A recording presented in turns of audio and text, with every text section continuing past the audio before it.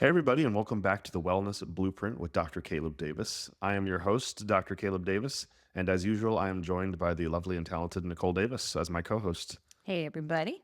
Nicole, thanks again for being here. Yeah, of course. I had a really interesting time researching our topic today. I wanted to talk about, does sugar feed cancer? Or maybe even just say, does sugar cause cancer? Because sugar is a pretty hot topic right now for good reason. But I think as these things tend to go, when something grabs attention in the general population, maybe things are taken a little bit to an extreme, like sugar is the cause of all evil. And I think maybe the pendulum is swinging that way. Well, I feel like it's been that way for years. But when I started doing the show notes for this episode to find some studies and get some talking points and make sure all of my knowledge on this topic was up to date, I got into a lot of other interesting subjects as well. And I was going to talk about sugar causing cancer or at least feeding cancer cells. But ultimately, for this episode, I decided to talk about protein as a macronutrient and different styles of diet like keto versus calorie restriction versus carnivore versus low carbohydrate. And I decided that we would do more of the cancer focus on next week's episode. So really what happened is I did so much research on this that it could turn into 2 episodes, and they're both very interesting. We're going to go off into some other territories too, like calorie restriction and keto diets and intermittent fasting. Have you done a keto diet before? No, but it's not meant for people like me. Tell me more, Nicole. It's not meant for people who think that they can bend the rules. Okay. All right. Well, maybe we'll get into that more when we actually get to the keto diets. So before sugar was the big bad, what was before sugar? Red meat causes heart disease. Red meat's been one of them, but I'm trying to think more of a macronutrient. Oh, sorry. Okay. You mean specifically for cancer? Just everything. Everything was blamed on this macronutrient. Fat. Everyone, it was all Yeah. fat. Okay. This was a little bit before our time, really. Yeah, You that's and I were true. both born in '89, so we're pretty young. So fat-free was a huge thing still when we were kids. We're pretty young. There are adults who have been born only in the 2000s. They've never even known in the Look, it's all 1900s. relative. Uh-huh. I think you look 20, so Oh, maybe ooh. that's what fools me. Wow. You look Okay. very, very young and youthful and energetic and beautiful. So maybe that's what I forget sometimes. I feel like he's buttering me up for something. Butter's bad for you. It's filled with fat. So in the 1960s, there are lots of researchers being done on what food-related causes might be contributing to chronic diseases and illnesses. This was a conspiracy theory once upon a time, but it's actually really more like documented fact now, looking back. So there was Aren't they all? no, not all, maybe some. I still believe in Bigfoot, okay? Who's covering up Bigfoot? I don't know, but And I want to believe. is it part of Big Sugar? Are they covering up Bigfoot? Yes, Okay. it's a sugar-coated foot. Uh-huh. But it's giant. This all got its started back in the 60s.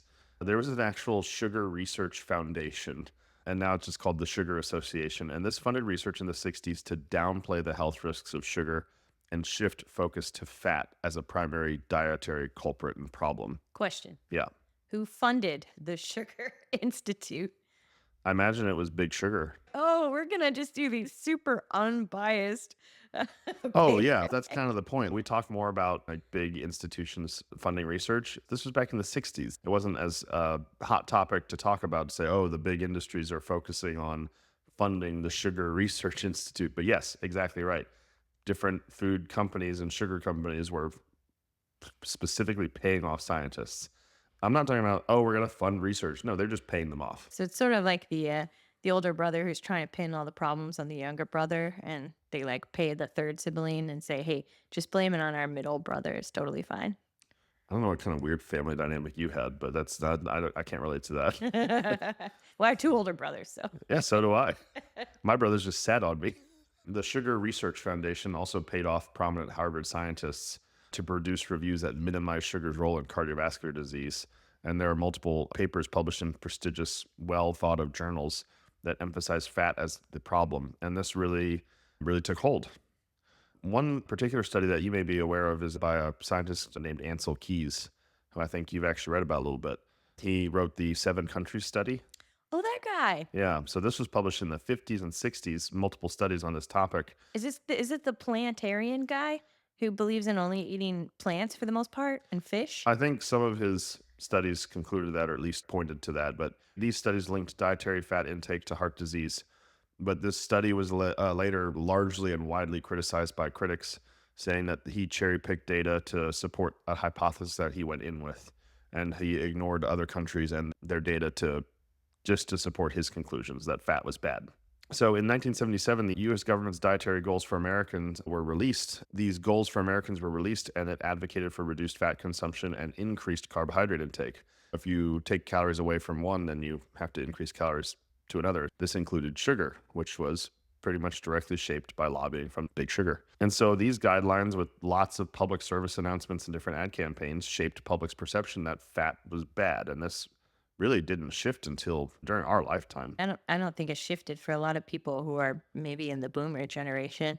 So imagine you have all these foods that have natural fats or added fats, and you take them away.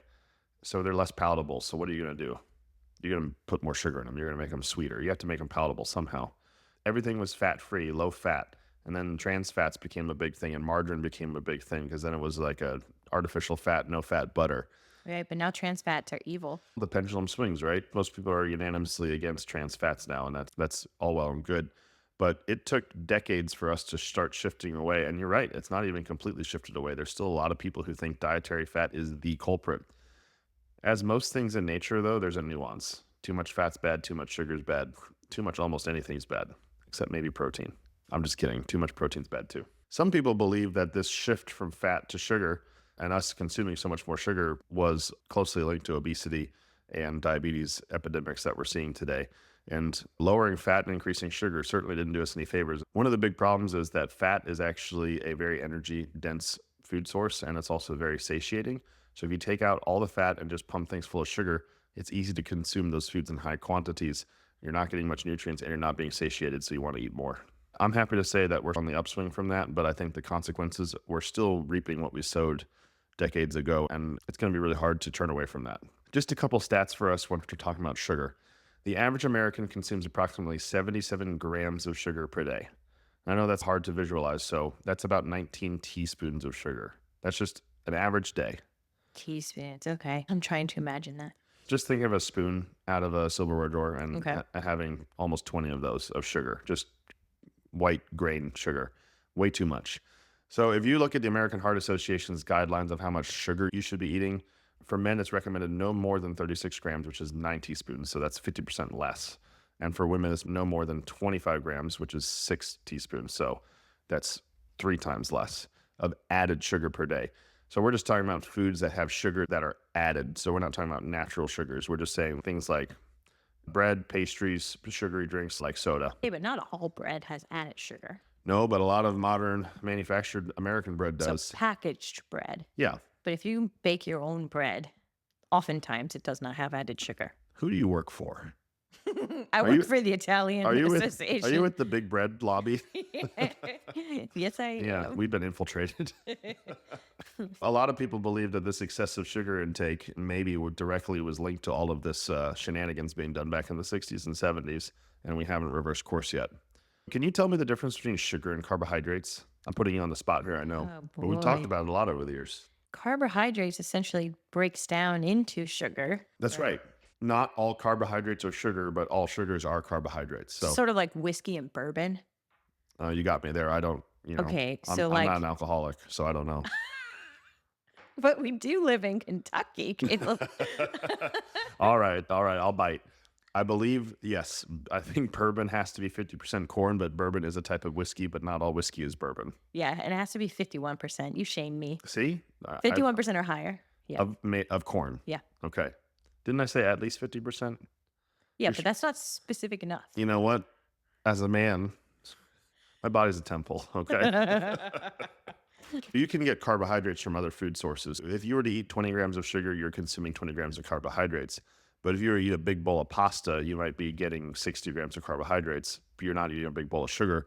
But that breaks down into your body as sugar. For all intents and purposes, if you're eating simple carbohydrates like breads and pastas, things that are refined, you should just consider that sugar. Nutritionists and biochemists are going to argue with me on that point, but just for the sake of simplicity, I would say that's the case. Now, if you start getting to things that are dense in dietary fiber, then that becomes a different story because that's not all broken down into calories. Like oatmeal? Well, there are certain sources of carbohydrates like oatmeal that have more insoluble fiber, meaning fiber that doesn't get broken down and stays in your gut and moves with your stool. So that doesn't actually contribute to a caloric intake. Okay, yeah. But just to be clear, this is plain oatmeal, not oatmeal that has added brown sugar Oh and all the yeah, things. Yeah. sure. Well, that's something you always have to consider too. So that's the funny thing about diet culture and food culture now. Everything's labeled a health food, Mhm. and by no fault of anyone, they're given an advertisement that says, "Oh, this is a health food. It's got fiber. It's good for your heart. It reduces cancer." They don't realize that they've had 10 teaspoons of brown sugar added to the oatmeal, and that's Right. not something sometimes people just don't think about. Right. Well, are we going to talk about the amount of added sugar in everyday drinks as well?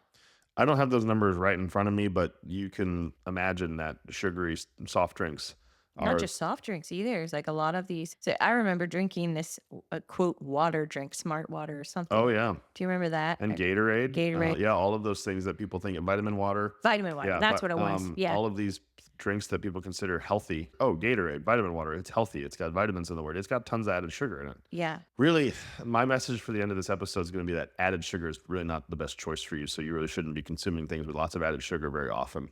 When you talk about carbohydrates are things people need, and that's going to make some people angry. People who are the keto diets or the carnivore diet zealots. We'll try to make this as basic as possible without getting too much in the weeds.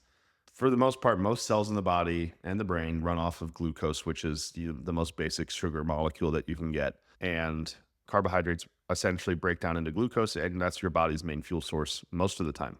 If you're on a ketogenic diet or a low carb diet, your body can use other food as energy sources like ketones, hence the name keto diet, but it doesn't generally eliminate glucose in your body 100%. Even if you're not feeding your body carbohydrates and glucose directly, your body can actually make carbohydrates on its own via a chemical process called gluconeogenesis. Ooh, say that one more time. Gluconeogenesis. Oh, nice. Oh, Yeah. okay. Yeah, that's basically glucose. Neo is new, and then Genesis, creation. So your body can actually You got that create. out of the Bible, didn't you?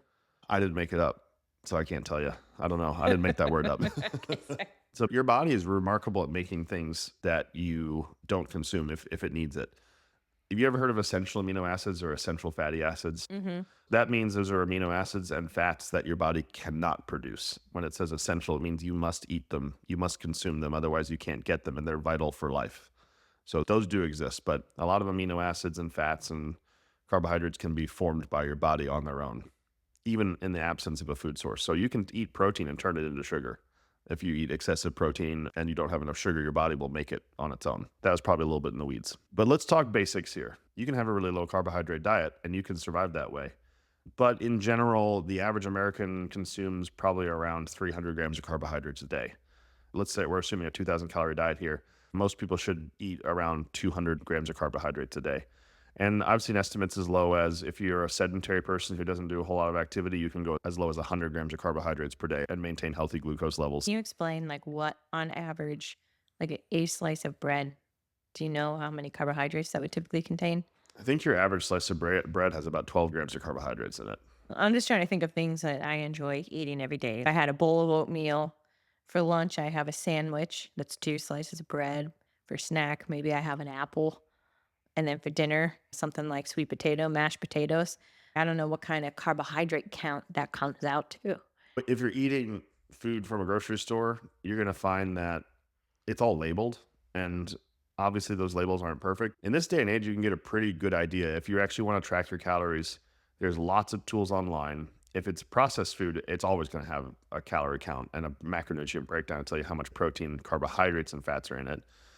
And if you just go online, there's lots of websites where you can say one apple, medium sized, average carbohydrates, and which is about 25 grams for an apple. And you also have to remember, if you're eating that apple, it's got some complex carbohydrates like fiber in it. So it may not actually have the same impact as a 12-gram of carbohydrate piece of bread does. Okay. But basically, what I'm trying to get the point across is if you have a sedentary lifestyle and you should realistically only be eating 100 grams of carbohydrates in a day, if one apple medium size is typically about 25 grams of carbs, you have a maximum of 4 apples you can eat that day. Not that you would Yeah, eat 4 apples. I don't expect anyone to eat 100 grams of carbohydrates in a day, by the way. I don't know, that's really a super realistic goal. I'm just saying it's not entirely unreasonable. I think most people are probably going to go more for that 200 range if they wanted to shoot for something healthy, but most people are actually hitting 300, which is probably excessive. And a lot of those carbohydrates are probably coming from refined added sugars as well. So that's even worse. I would just think that the average person, unless they have gone through some sort of meal plan, nutrition plan, or are aware of tracking macros for whatever reason, or maybe they're doing Weight Watchers or something like that, the idea of eating 100, 200, 300 grams of carbohydrates is out there. It would just be good to paint a picture of, okay, if you have a bowl of cereal or a bowl of oatmeal for breakfast, it's typically this many carbohydrates. If you have a sandwich for lunch, it's this. If you have that bag of chips, it's this. So that's why I'm just trying to paint a picture. You know what my number one advice to any person who's trying to lose weight and diet is? Stick with it. No, no. Well, I've asked you this on the podcast before. dang it. What's the first thing I tell people when they come to me and ask about weight loss advice? I don't know. Keep a food journal. Oh, yeah. Yeah, Right? yeah, yeah. Yeah, you said that. Yes, keep a food journal. And by that, I mean you write down what you ate, you do your best to at least estimate the portion sizes, and you do your best to at least estimate the calories and macronutrients. So you have an understanding of what you eat and what it is you're putting into your body. And you do that for a couple of weeks. A lot of people are really, pay attention. Nicole's currently staring at her cat who's tapping on the glass trying to get into the studio. It's just so cute and forlorn. Oh, let him in. Really? Yeah. Oh, Nicole's got a happy cat who probably has diabetes, so now she's happy. yes. He has not kept a food journal. The whole idea of the food journal is that for exactly the reason you're talking about is I think the average person has no perception or idea of what they're putting into their bodies in terms of what they're eating. They just eat what is convenient or pleasurable, which is a normal human decision making. Right. And they don't think about exactly what it is they're consuming. And they probably also maybe don't realize how often they're snacking in between meals either. Right. And so that's why I think that the food journal for a couple of weeks is probably the most valuable tool that I can give somebody to have an idea of what they're doing and where they're starting. And what you drink, because even if you have a coffee in the morning, if you're adding sugar to it, or if you're adding a flavored Coffee creamer, coffee French creamer, vanilla coffee yeah, creamer. that's gonna include a fair amount of carbohydrates or sugar as well. That's right. There's a lot of stealthy calories out there. Like you named a big one. So coffee creamer, salad dressing is one of my favorites because it's filled with Yeah. oil and fat. Like for every gram of protein or carbohydrate is 4 calories, but every gram of fat or oil is 9 calories. So it's actually twice as calorically dense as your other macronutrients. One of my favorites to talk about is Chick-fil-A. Not to pick on Chick-fil-A, they're great. They taste great. But I've looked at the calorie counts and macronutrients on their sauces. If you have one Chick-fil-A sauce, that's a massive amount of calories.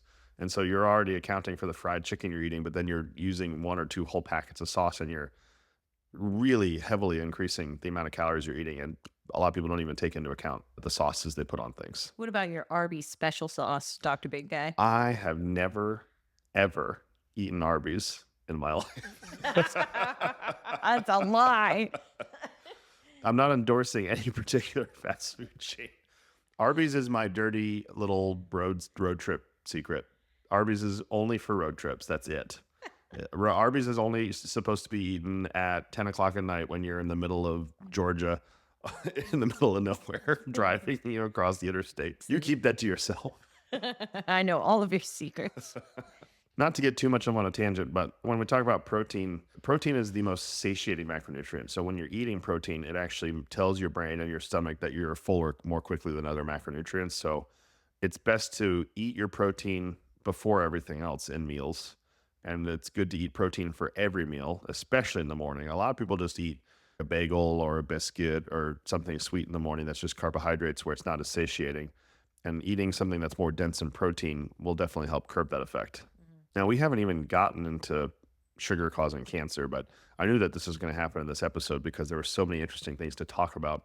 I want to talk about how food has shifted since the 70s. Everybody knows that obesity has been on the rise since the 60s and 70s. So there's all this debate on, is obesity a willpower issue? Can you just not lose weight and keep weight off because you don't have enough willpower not to eat? I know that was the sentiment for a long time, but it is rather suspicious that a large majority of our population, not just in our country, but in other countries as well, they struggle with this as well as across all age groups. It's not just one particular generation. And originally I was thinking, oh, yeah, that must be because parents are raising their children and their children are doing what the parents do. But I don't think that's necessarily it anymore. I used to fall into the camp of if you have willpower and you're disciplined, you'll be fit and trim forever and you'll never be fat. And I totally don't believe that anymore. Obviously, willpower and discipline can play a role. You can deny yourself and you can have a very structured diet. But really, I think there's a lot of forces that are against us from eating healthy and being healthy. And there's a lot of stuff that's behind the curtain manipulating and making it a lot harder. That's not to say that people make bad choices. But the thing that was really compelling to me is that do we just all magically become undisciplined with no willpower over the last 5, 6 decades? Is that we're all just massively inferior to our predecessors? I don't think so. That brings us into a topic that I think I've hinted at in the past on this podcast, and that's hyperpalatability. Have you heard me use that phrase? Yes. What does it mean to you? It means that things taste extra, extra good in like an unnecessarily unnatural way. Right. A simple way of defining hyperpalatable foods would be there's a specific combination of sugar, fat, and sodium that increases the likelihood of consumption or overconsumption, I should say. And that would be fast food, candy bars, potato chips, processed snack food that you just cannot put down. You have that bag open in front of you and you just cannot stop eating it. It's almost a mindless, just keep on putting it in your mouth. Once the top pops, the fun don't stop. That's I the don't know. It's phrase. Pringles. Pringles, yeah. There's not any Pringles in our house, so I guess that's a good thing that we don't know that phrase, huh? It is. If you look at the food industry, I'm talking about companies that are actually producing food.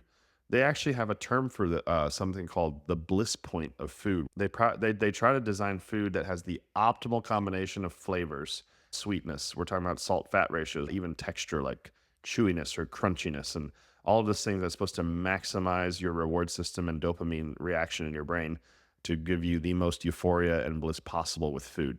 That to me is very remarkable that there are teams of scientists who are working on trying to make your food essentially addictive. Now, I don't want to make that sound sinister. It's natural for a company to just try to make their product as desirable as possible. It's just a normal human drive, but I think it's come to create massive problems for us as a society. I can tell you that there are two different ice cream makers who pretty much make their ice cream irresistible to me. I shan't name names. We've already talked about Pringles and Arby's and Chick-fil-A, so I mean, go for it. Okay. Well, Jenny's ice cream, so delicious. I can't help myself. And also Clumpy's ice cream, which is like a local ice cream place in Chattanooga, Tennessee. Yeah, those are both good spots. Yeah. Jenny's is probably pretty well known, but Clumpy's is probably a little bit more local. Why wouldn't you try to make food as tasty as possible if you're trying to sell food to people? I don't know if there's some evil scientist in a lab tapping his fingers Dexterous together. laboratory. I think Mr. Burns from The Simpsons, excellent. If we were making this hyper palatable food, I don't know if there's that guy, but it certainly led to a point where what I've been telling people recently, it's not that people are making the decision to be obese or suddenly no one has willpower. I think if we just eat naturally, meaning our natural inclination to eat without any kind of serious thought or structure will lead to obesity. The normal average person will get obese if they just eat on a whim, like what's advertised to them, what's presented to them, what's convenient, what's around them. The environment we all find ourselves in today will make us obese. 1 in 3 Americans are obese, and 1 in 3 more Americans are overweight now. Those are So shocking. two-thirds of people are an unhealthy weight. Either overweight or obese, yes. Oh goodness. Yeah. Yeah. That's where we're at now. This is not there's just a select few people who are lazy slobs who can't manage themselves. This is something far more than that. This is not what we were led to believe. And I think it has to do with this hyperpalatability. Again, I'm not assigning blame to anybody. I don't necessarily think that there's any evil intent there, but this is what's happened. And I think that this is the main driver of obesity and all this chronic health that we've been discussing on the podcast the last several months, like diabetes and heart disease and chronic inflammation. Well, we have a lot of excess of pleasure in our lives in general. I mean, you think about, I'm just going to put that out there. Like the average human being enjoys sexual relations, I would say. And, It's always back to sex with you. but you think about the internet and the majority of it is used for things like porn, right? I don't have the exact statistics on that, but it's instantly accessible, it's hyper pleasurable, and it's something that a lot of people get addicted to. And I think the same thing for our food. We think about social media and the access of these platforms on our phones. People get addicted to that. They get addicted to video games. So anything that really drives up that dopamine center in Mhm. our brain, we're going to find ourselves getting addicted. That word addicted is funny. There's a lot of baggage with it because people will say, "Well, it's not a true chemical addiction." But let's just say, for all intents and purposes, it's a behavioral addiction. It's pleasurable and it's hard to break out of that cycle. What I will say, as always, I know I've said the pendulum swings multiple times in this episode, but I do see people now going towards and saying it's not your fault that you're fat or not your fault that you're overweight. And I really want to avoid the pejorative of saying people are fat here. It's not my intention to tell people that you should be ashamed of yourself because you're overweight. You should feel less than because you're overweight. I have no desire to make that connection. I'm only trying to help people understand how they can have a more manageable, healthy weight so that they can be more happy and live longer, healthier, functional lives. That's the only reason I'm doing this. It's not to assign personal judgments or values on them. That, with that caveat being out of the way, I have seen people saying it's not your fault that you're overweight. And so you're going on the far end of the direction. You have no responsibility. It's all the food industry's fault. I don't subscribe to that either. You're listening to this podcast, you're listening to other podcasts, and you're understanding the problem and the dilemma that we're in now. Now you got to do something about it. I'd encourage you to read what you're eating, understand what you're eating, put more efforts into eating whole foods and understanding the calories and macronutrients that you're actually consuming, and understanding that these companies are trying to manipulate you with advertising and the bliss points, and understand that you have to break the cycle. So once you have this information education in you, you have to do something with it because you're equipped with it. Before you could plead ignorance, but now you know. So The veil has been lifted. it's just a tool to fight what's admittedly a very difficult battle because of the arsenal that's against you. You're in for a rough road, but you can do it. All right, off my soapbox. By the way, I'm not immune to this either. Doing all this research and talking about it, I've had a grasp of all these concepts we're talking about today prior to this, but studying it and actually looking at the literature, especially about the food industry and their ways of making these bliss points and using visual cues and audio cues to try to stimulate that hunger response in you, it's pretty diabolic. Now that we finally set up all this, we talked about hyperpalatable foods, we talked about sugar, and we are understanding the problem that we're having. What always bugged me about people talking about sugar is macronutrients. You ever heard of people talking about calories in, calories out? Yeah. The What idea that it doesn't matter. Let's say you're given a 1,500 calories to eat in a day, and it doesn't matter where those calories come from, whether it's 1,500 calories worth of candy bars or 1,500 calories worth of meat. It is the calories in is what's going to promote the calories out or something. Well, mostly it just means the calories. You did really well with that, but the calories in have to match the calories that you're burning. Whatever amount of energy you're burning for a day, if it's 1,500 calories, if you also eat 1,500 calories of no matter what the food is, then you're not going to gain weight. Or if you eat a little bit less than those calories you burn, you'll lose weight, even if it's all from candy bars. And there's actually studies that show that's true. That's not a healthy way to live because you're not getting a lot of essential nutrients, especially protein and essential amino acids, by eating just candy bars.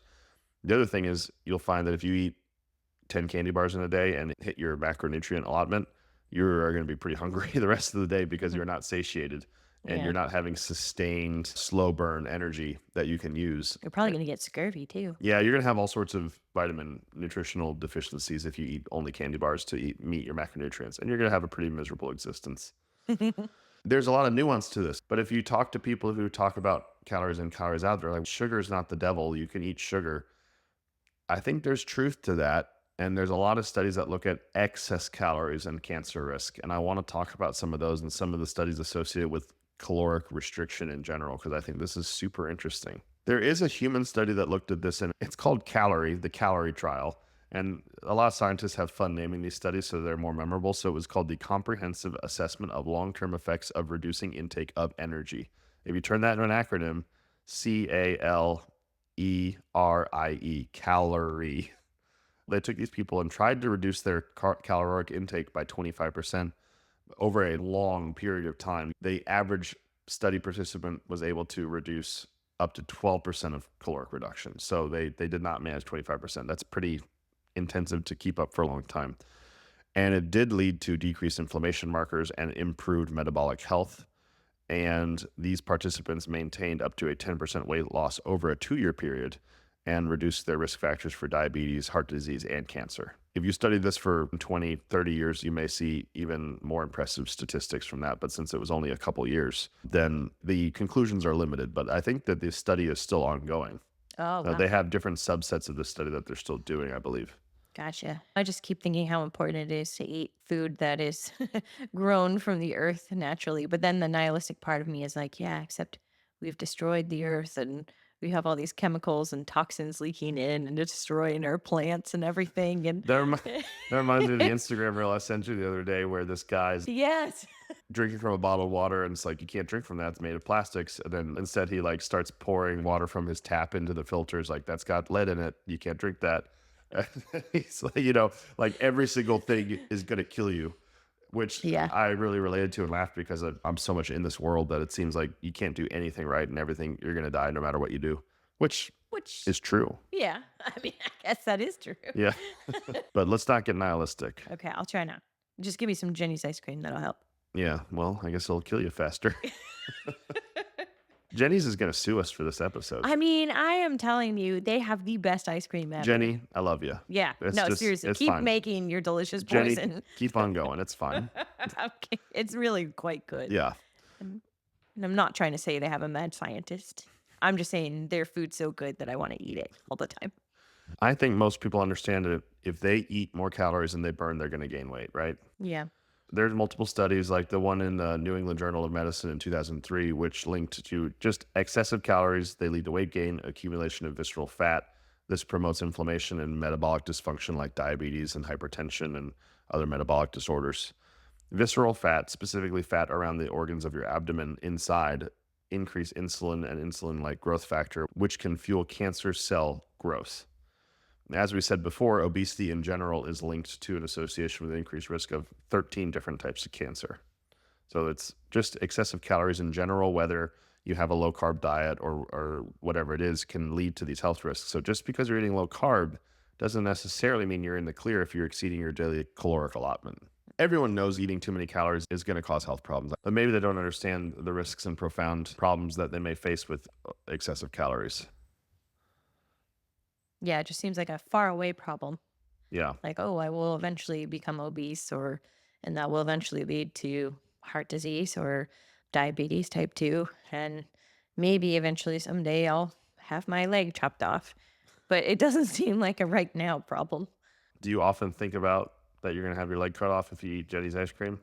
No, I do not. I only brought that up because of our episode we did on diabetes a couple weeks ago. When we're talking about excessive calories, I do want to just break that number down a little bit. It's estimated that the average American adult consumes up to 3,800 calories per day. 3,800. Oh, wow. Don't all the nutrients say based on a assumed 2,000 calorie diet? 2,000 to 2,500 is the assumed normal So we're caloric intake. eating almost twice as much. Almost twice as much. Average Ooh. on a daily basis. Ruh-roh. That's right.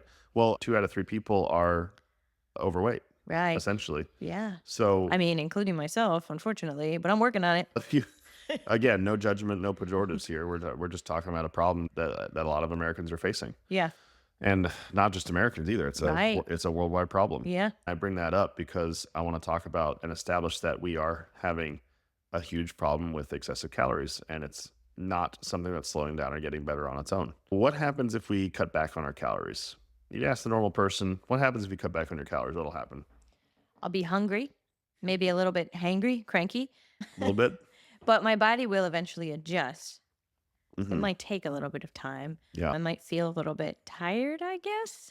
If we're looking, let's look at specifically at cancer, because everything you said is true. Some people have energy deficits. Some people get angry or hangry, as you like to say, Mm-hmm. but you're going to lose weight if you restrict calories.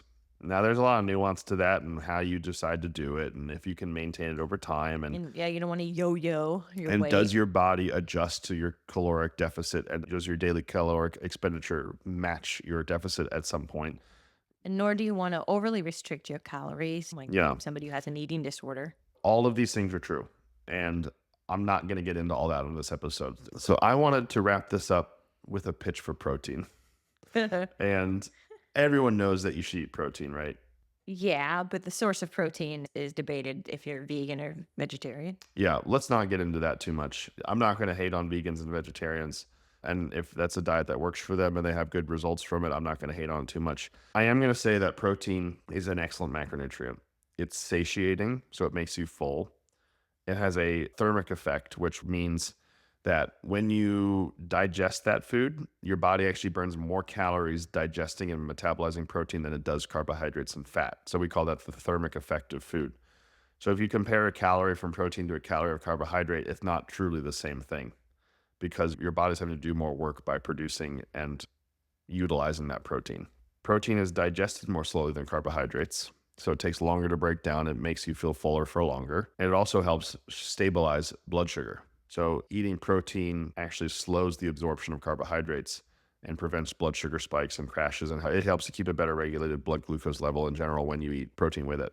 Protein also stimulates the release of satiety hormones. So it's not just eating protein that makes you feel full. There are actual hormonal signals that go along with it. There is a hormone called peptide YY, which reduces your appetite. There is a hormone called glucagon-like peptide, or we'll call it GLP, that enhances that full feeling and slows down your gastric emptying, meaning your stomach stays full for longer. And it also reduces a hormone called ghrelin, which stimulates hunger. There are a number of different pathways protein uses to make us feel full and stay full for longer. A study in the American Journal of Clinical Nutrition in 2005 found that increasing dietary protein from 15% to 30% of total calories significantly reduced the overall caloric intake and resulted in weight loss. And then other research has consistently shown that protein is more effective at reducing hunger and promoting satiety compared to carbohydrates and fats. And then there's also numerous studies in terms of high protein diets that have indicated that high protein diets help with weight loss and maintenance because of satiety and reducing your caloric consumption. So my biggest takeaway from that is I would shoot for 40 to 50 grams of protein with every meal and definitely try to get protein at breakfast. Obviously, those numbers vary depending on what your caloric needs are and what your protein needs are. But as a larger active male, I definitely try to get more protein in every meal. Makes me feel full for longer, makes me not want to snack on things, and also has an increased thermic effect and stabilizes my blood sugar so I don't have energy crashes throughout the day. Nicole, how much protein do you get in your meals? If I'm following, let's say, like an average meal plan, I'm getting about 1,500 calories for the day, and it's 75 grams of carbs, 135 grams of protein, 82 grams of fat.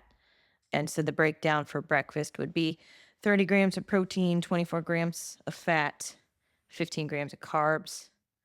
Lunch would be 19 grams of carbs, 47 grams of protein, 20 grams of fat. A snack, 24 grams of carbs, 3 grams of protein, 2 grams of fat. Dinner, 16 carbs, 55 protein, 36 fat. See, you're getting a lot of protein. And I think that's great. And if you're a larger male, you may even need even more protein than that, especially if you're physically active. Yeah, yeah. That's definitely a tip from my coach is like for Thanksgiving, he suggested eat all of your protein and vegetables first, and then you'll have less desire to snack on the other stuff because you'll be more full And quickly. I think that's great advice. I mean, Uh, you gave that advice earlier too. oh, did I? You How did. about that? Were you listening? I was listening. Yeah. Excellent. Excellent. I'm proud of you. Thank you. I think everyone knows about protein. Everyone knows it's good, but maybe people don't understand exactly what it's doing for you and how much you should get. And it can be a struggle to get that much. It's a lot of food. And you'll find that if you try to hit 30 to 40 grams of protein in every meal, that could be a struggle. Yeah, And it is. you can't just go to a restaurant and do that because protein's expensive. So Hmm. they're not just going to give you large amounts of protein in your food, especially fast food. Well, unless you go to a place like Texas State Brazil or one of those Brazilian like Like a Brazilian steakhouse. Yeah, yeah. then you could probably hit 80 grams of protein in a meal. Yeah. I know I can. But it's funny though, we're going back to the evil food industry that they mark, oh, this food's great for protein. And then it's peanut butter, which is loaded with fat and sometimes even sugar, believe it or not, Yeah. and doesn't actually have that much protein. They can say whatever they want Hmm. and they're tricking you and they're trying to mislead you and they're trying to just get you to buy their stuff and they don't really care about your health. It's not that they want you to die. They just don't care about what they're saying. They just want to make the food the most desirable to you as they possibly can. Try to educate yourself and understand what it is you're putting in your body. And I think that can go a long way for people. And I know that after researching this study, I think I'm actually going to try some fasting, maybe a day or two, and see what that does for me. And also, I've toyed with the idea of caloric restrictions myself because I've sort of been in a maintenance phase for a long time now. So I've actually considered cutting back. It's a good thing we changed the name of the podcast because I'm going to be Dr. Small Guy if I go too long. Oh man. I think that pretty much wraps it up. I hope that we didn't get too much into the weeds on these topics. I had a really great time researching the subject and talking about it with Nicole and with you all. And I hope that there's some actionable things that you can take in your life and change your diet a little bit and have a better understanding of what it is that you're eating. Moving forward, try to consider how you can get more protein in your diet. And out of all the diet strategies that we talked about today, what might be the best fit for you? And consider focusing on macronutrients that focus on lower carbohydrates than the average population. And consider calculating your basal metabolic rate and caloric needs for the day. Mostly be mindful when eating and when buying food and then eating your food. So go out there and keep a food journal, be humble, be happy, be healthy, go do some squats, go eat some protein. The list keeps going on and on. We'll see you Yeah. next week. Hey, listeners, if you're enjoying the podcast, don't forget to like, subscribe, and leave a review on whatever platform you're tuning in from. Your support helps us reach more people and bring you even more great content. Also, be sure to follow me on Instagram and TikTok at Wellness Blueprint Podcast. We're also on Facebook as The Wellness Blueprint with Dr. Caleb Davis. We also have our website, drcalebdavis.com, for updates, behind the scenes content, and more. Thanks for listening.